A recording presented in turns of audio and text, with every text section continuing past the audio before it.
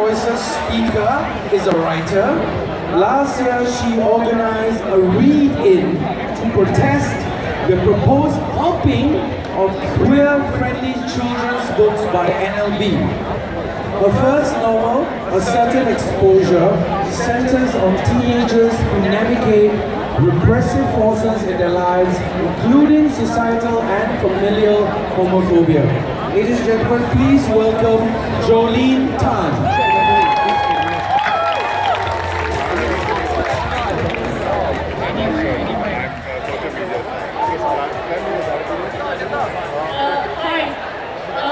Today I'm going to talk about parenthood. Parenthood is made up of anxiety. It starts right away. You spend ages staring, convinced that your motionless newborn isn't breathing, before you finally detect that tiny, tiny chest movement and you calm down. And there's a lot to fret about. Are they eating enough? Are they eating the right things? How do you strike the balance between encouraging independence and making them feel secure? Even if you try not to be a kiasu parent, you know, the kind who tries to upgrade their mini avatar like some kind of jazzed up Pokemon, it's hard not to be influenced by the fears and pressures around you. What if those people know something that I don't know? What if I'm unknowingly screwing up parenthood on some front that I never even thought about? I think many people here know all too well about the trauma of homophobic rejection by your parents. The very people who are supposed to have your back, who are supposed to care about you, just you, no matter what. So many parents respond to their kids' bravery with abuse, physical, verbal, emotional, financial, kicking children out, breaking their hearts.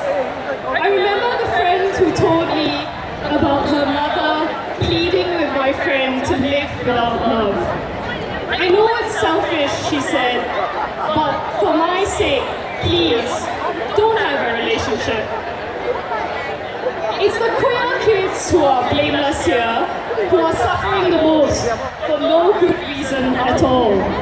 But I also feel sorry for the parents who inflict this completely unnecessary pain upon themselves as well.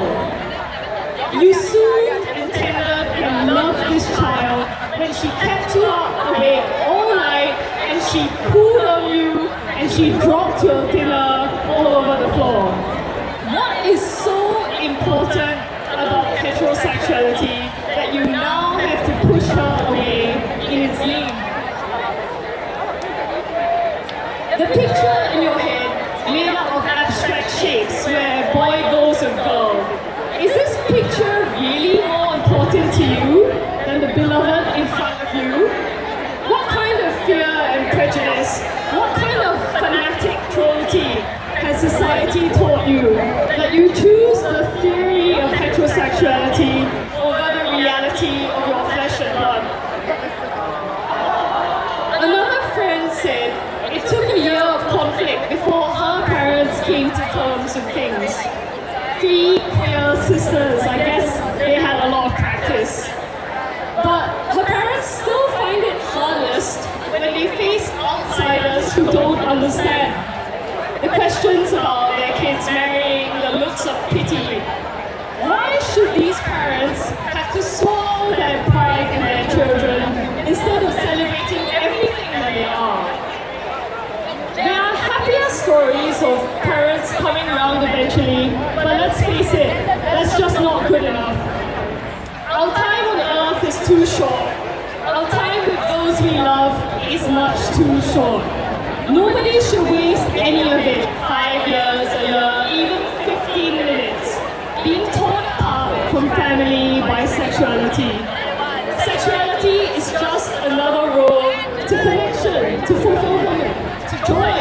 It's a completely positive thing. There's no reason for people to be torn apart over it. A child who tells you they are queer is doing you an honor. They're their trust in you in a world which forces them into distrust. Please earn that trust by changing this world for all our sakes.